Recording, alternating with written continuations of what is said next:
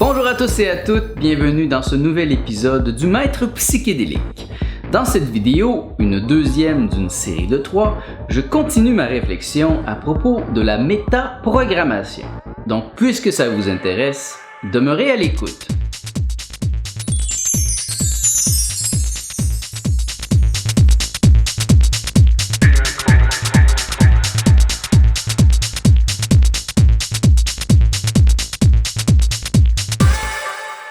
Mon nom est Nicolas Lehoux, bienvenue dans l'univers jovial de Nicolas. Dans toutes les vidéos que je mets sur ma chaîne YouTube, je vous propose un programme pour un nouvel univers. Car une nouvelle ère nécessite une pensée nouvelle. La méditation est une technique fondamentale de déprogrammation efficace à long terme.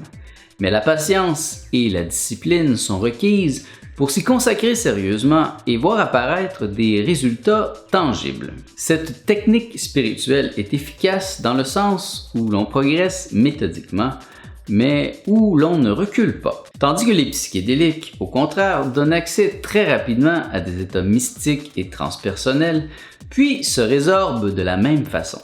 Il est de la sorte difficile d'intégrer les révélations induites par les psychédéliques.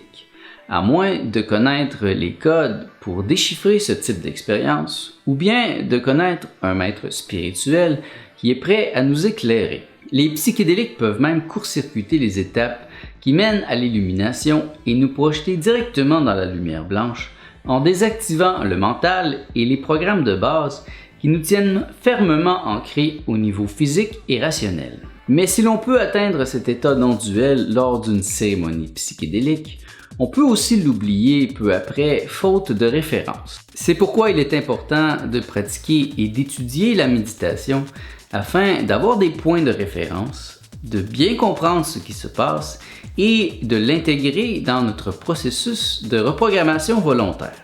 Il est bénéfique d'utiliser les deux techniques conjointement afin d'aller chercher le meilleur des deux. Si les psychédéliques donnent un accès direct, clair et objectif aux programmes et métaprogrammes pour les réécrire, la méditation nous aide à les fixer et à les intégrer dans notre vie quotidienne. Il ne faut toutefois pas croire qu'il suffit de faire quelques expériences psychédéliques pour que nos programmes et métaprogrammes se réécrivent d'un seul coup. Certaines habitudes ne peuvent être changées du jour au lendemain sans nous mettre en danger et débalancer un équilibre subtil dont notre organisme a besoin pour fonctionner harmonieusement. Tout est dans l'art de ne rien briser. Certaines lignes de programmation sont nécessaires pour vivre en société, du moins jusqu'à l'éveil, un état d'être où l'on casse tous les programmes. Car pour se reprogrammer intelligemment, on doit tenir compte de la place que l'on veut occuper dans la communauté.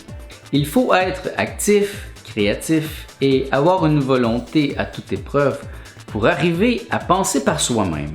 Une bonne dose de jugement est même nécessaire pour savoir quel code effacer, quel autre réécrire partiellement, puisqu'il faut investir de conscience chaque algorithme que l'on dessine en filigrane sur notre être.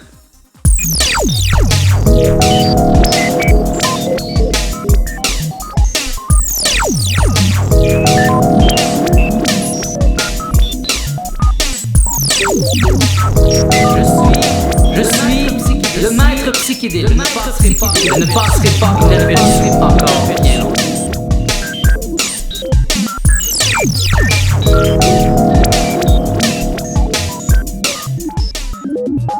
C'est sur ça que je termine cette deuxième vidéo d'une série de 3 dans lesquelles je vous propose de réfléchir à propos de la métaprogrammation. Mon nom est Nicolas Lehoux, merci d'avoir été à l'écoute de ce nouvel épisode du Maître Psychédélique. Si vous avez apprécié, je vous invite à me donner un pouce afin d'aider d'autres gens à trouver cette vidéo. Partagez-la aussi sur vos réseaux sociaux afin d'aider à mieux faire comprendre le monde fantastique des psychédéliques. Merci d'avoir été à l'écoute, je vous souhaite tout le bien que vous pensez de moi.